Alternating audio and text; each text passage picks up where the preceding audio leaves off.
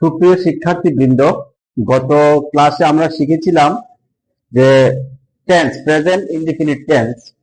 আজকে present indefinite টেন্সেরই আরো কিছু বিষয় দেখব, ঠিক আছে?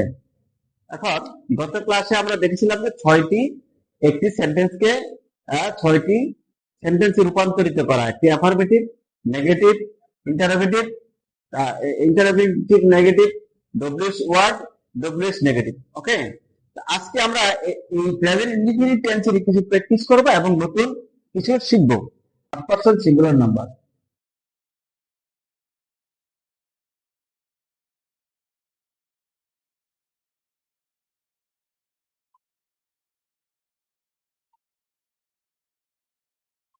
Third person singular number. Present indefinite টেন্সে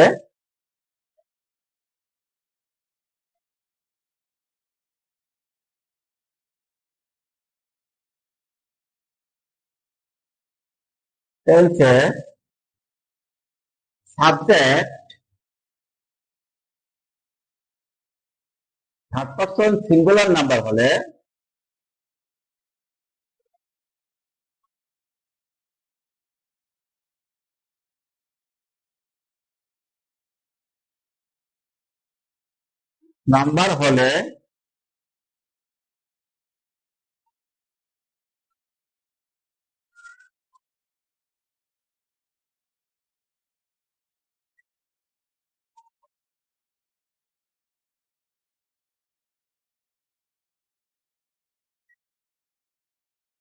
শিক্ষার্থী বন্ধুরা ভালো করে খেয়াল করুন।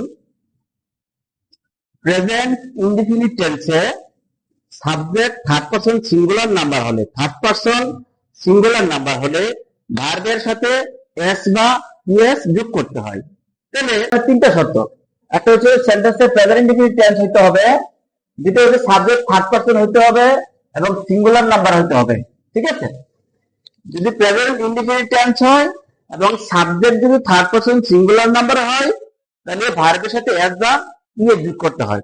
যেমন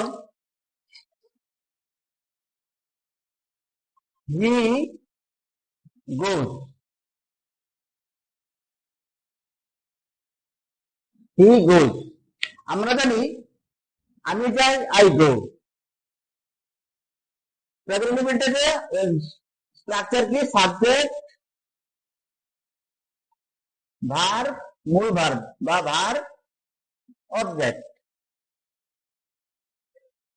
তাহলে সাবজেক্ট আমি যাই, I go, subject plus verb. আমি ঢাকা লিখলাম, আই গো টু ঢাকা, আমি ঢাকা যাই, আই গো টু ঢাকা। তুমি যাও, ইউ গো টু ঢাকা।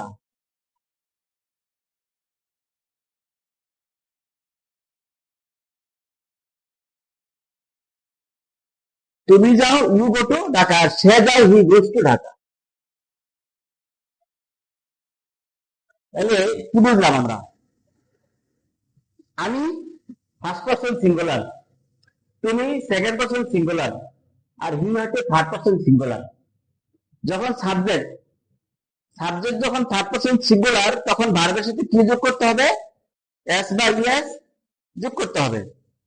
তাহলে এটা হচ্ছে প্রেজেন্ট ইনডিফিনিট টেন্সের বেলায় এই শুধুমাত্র এই থার্ড পারসন সিঙ্গুলারই ঝামেলা। আমরা যখন থার্ড পারসন সিঙ্গুলার আসবে তখনই ভার্বের সাথে এস বা ইএস যোগ করে ফেলতে হবে। এটা প্র্যাকটিসের ব্যাপার, প্র্যাকটিস করতে করতে চলে আসবে। আমরা যদি প্র্যাকটিস করি, তাহলে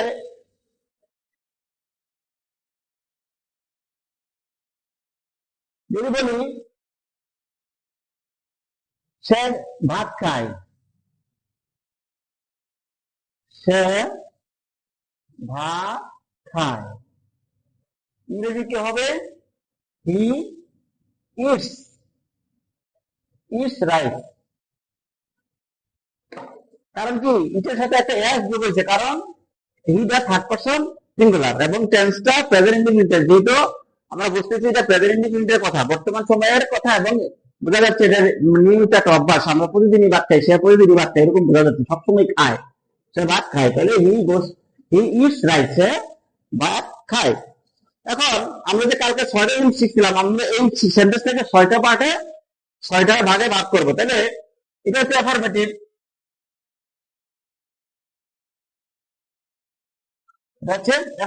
এটা নেগেটিভ করলে কি হবে? আমরা কালকে শিখছিলাম যে নেগেটিভ করতে হলে ডো এবং সাথে নট আনতে হবে। তাহলে যেহেতু এটা থার্ড পারসন সিঙ্গুলার, এখানে একটা এস আছে, তাহলে আমরা কি করবো? নেগেটিভ করতে হলে প্রথমে সাবজেক্ট আনলাম। আমরা জানি নেগেটিভ করতে হলে অক্সিলারি ভার্বের সাথে নট বসাইতে হবে। তাহলে এখানে অক্সিলারি ভার্ব কি ছিল? কাল কি করছিলাম? ডো। কিন্তু ডো হবে না, এখানে যেহেতু এসটা আছে, এই এসটাকে আমরা ইংরেজি করে ডাজের সাথে নিয়ে আসবো। ডাজ ডো এর সাথে নিয়ে আসবো, কি হবে? ডো না হয়ে কি হবে? ডাজ হবে। তাহলে এই এসটা যেহেতু আমরা একবার এখানে ইউজ করে ফেলছি, তাহলে এই এসটা আর ইউজ করা যাবে না। তাহলে হি ডাজ নট, নট আনতে হবে, যেহেতু আমরা নেগেটিভ করবো। He does not eat rice. তাহলে সে ভাত খায় ইংরেজি হচ্ছে হি ইটস রাইস। সে ভাত খায় না ইংরেজি কি? He does not eat rice, he doesn't. এটাকে আমরা সংক্ষিপ্তে বলবো ডাজন্ট, ডিউএস এন্ড টি, ডাজন্ট। কি বলবো? ডাজন্ট। তাহলে সে ভাত খায় হি ইটস রাইস, আর সে ভাত খায় না হি ডাজন্ট ইট রাইস। আবার এটা নেগেটিভ, নেগেটিভ, হ্যাঁ। এবার এটাকে যদি আমরা প্রশ্নবোধক করি তাহলে কি হবে? আমরা জানি যে ইন্টারোগেটিভ করতে হলে, প্রশ্নবোধক করতে হলে অক্সিলারি ভার্ব আগে চলে আসে। তাহলে এখানে অক্সিলারি ভার্ব কি আছে? ডাজ আছে, ডাজ আগে নিয়ে আসবো। ডাজ, তারপর সাবজেক্ট, ডাজ হি, তারপর ই, রাইট। সে কি ভাত খায়? অর্থ কি? সে কি ভাত খায়? এটা অর্থ কি? সে ভাত খায় না। বাংলা লিখে দিলাম, সে ভাত খায় না। আর এটা কি? ডাজ হি খায়, সে কি ভাত খায়? সে কি ভাত খায়। এখন আমরা যদি এটাকে করি সে কি ভাত খায় না, তাহলে কি হবে? তাহলে হবে, আমরা যদি নেগেটিভ ইন্টারোগেটিভ করতে হলে কি? অক্সিলারি ভার্ব হচ্ছে not,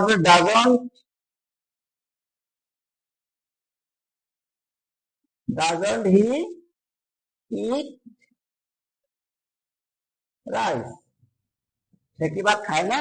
doesn't he eat rice. বাংলায় লিখে দিলাম, সে কি ভাত খায় না। চাইতে গেল নাকি? তাহলে আর দুটো হয়ে গেছে প্রশ্ন ডব্লিউএস ওয়ার্ড দিয়ে, হ্যাঁ। তাহলে ডব্লিউএস ওয়ার্ড দিয়ে করি। সে কখন ভাত খায়? সে সে কখন ভাত খায়? কি হবে? কখন মানে কি? একটা ডব্লিউএস ওয়ার্ড চলে আসছে, তাহলে ডব্লিউএস ওয়ার্ড আগে আসবে। আমরা কালকে পড়ছি, গতকাল আমরা পড়ছি যে ডব্লিউএস ওয়ার্ড আগে আসবে। তাহলে ডব্লিউএস ওয়ার্ড কি? হ্যাঁ। এরপর কি? Auxiliary verb. তাহলে এখানে এই রূপটা কি ছিল? অক্সিলারি ভার্ব ডাজ ছিল না, তাহলে ডাজটা চলে আসবে হোয়েন ডাজ, হোয়েন ডাজ, তারপরে কি? সাবজেক্ট হি, তারপরে ইট রাইস। সে কখন ভাত খায়? ইংরেজি কি? When does he eat rice, when does. আমরা উচ্চারণ করবো ওয়েন ডাজ। হোয়েন শব্দটা সঠিক নয়, এটা বলতে হবে when. When does, when does he eat rice. সে কখন ভাত খায়। তারপর আছে 6 নাম্বার, সে কখন ভাত খায় না, সে কিভাবে ভাত খায় না, সে কেন ভাত খায় না। আমরা যে কোনো রকম ইন্টারোগেটিভ এবং ডব্লিউএস ওয়ার্ড এবং নেগেটিভ করতে পারি।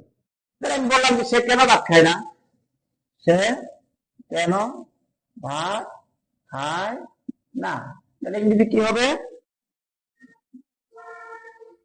প্রথমে ডব্লিউএস ওয়ার্ড চলে আসবে, কেন, ওয়াই। তারপরে কি?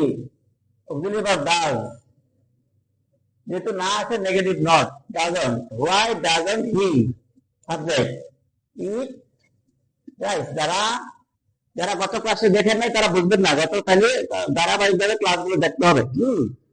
তাহলে যারা দেখেন নাই তারা গত ক্লাসটা দেখে নেবেন। হ্যাঁ, 4 নাম্বার ক্লাস, 4 নাম্বার পার্ট দুটো আছে, 1, 2 দুটোই দেখবেন, তাহলে এগুলো ক্লিয়ার হবে। তাহলে আমরা আজকে শিখলাম যে যদি প্রেজেন্ট টেন্সে থার্ড পারসন সিঙ্গুলার হয় কিভাবে করতে হবে। হ্যাঁ, তাহলে আমরা একটা প্র্যাকটিস যদি করি, একটা প্র্যাকটিস করি। রহিম একটা নাম, সেটা তো থার্ড পারসন সিঙ্গুলার নাকি? রহিম থার্ড পারসন সিঙ্গুলার। তাহলে রহিম ফুটবল খেলে, রহিম ফুটবল খেলে, ফুটবল খেলে, ইংরেজি কি হবে? রহিম সাবজেক্ট, যেহেতু থার্ড পারসন সিঙ্গুলার, কি হলো? খেলা, খেলাটা হলো ভার্ব, প্লে, এটার সাথে একটা এস যোগ হবে, কারণ কি? Third person singular, subject third person singular, এটা থার্ড পারসন সিঙ্গুলার। তাহলে রহিম এটা কি হবে? প্লেস হবে, রহিম প্লেস, রহিম প্লেস। হ্যাঁ, কি খেলে? ফুটবল, এটা অবজেক্ট, অবজেক্ট। হ্যাঁ, রহিম ফুটবল খেলে, যদি কি? Rahim plays football.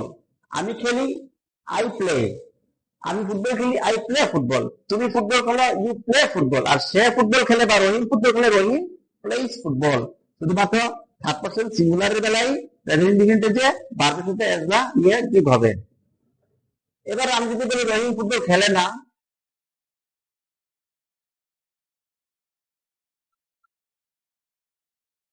খেলে না কি হবে? রহিম আসবে,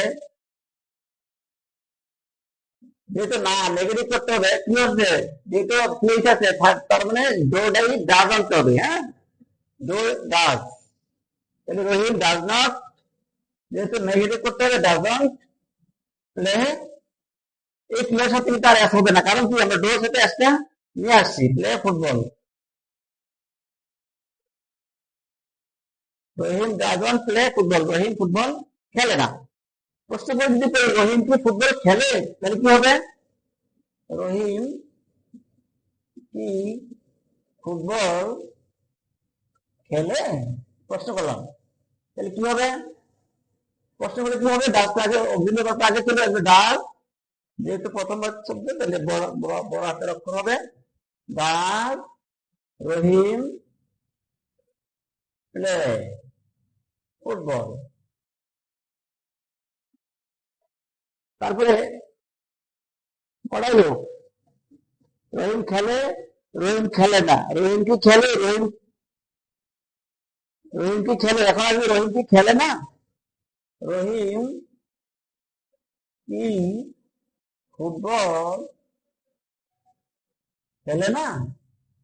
যদি তাই হয় তাহলে কি লাগবে? আমরা খেলে না, কি যেহেতু গুলোটা বাঁকা আসবে, doesn't, doesn't Rahim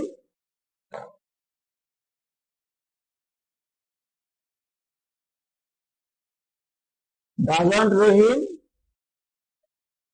play football, doesn't Rahim play football, Rahim কি ফুটবল খেলে না। গেল চারটা। আরবিতে করি, ডব্লিউএস কোশ্চেন, রহিম কোথায় ফুটবল খেলে?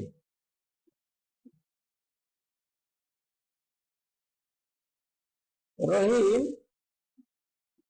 কোথায় ফুটবল খেলে, ইংরেজি কি হবে? ওয়ার আগে চলে আসবে, যেহেতু ডব্লিউএস ওয়ার্ডটা আগে আসবে, ওয়ার ডাজ, যেহেতু third person singular Rahim, where does Rahim play football, football. Rahim কোথায় ফুটবল খেলে না, প্রশ্ন যদি করি রহিম কোথায় ফুটবল খেলে না, কি হবে? ওয়ের ডাজন, যেহেতু নেগেটিভ আসছে, কি ডাজের সাথে নো আসবে, doesn't, where doesn't Rahim play football.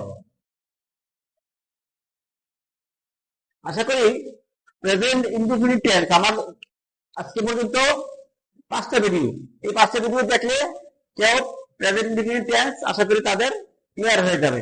সবাইকে ধন্যবাদ।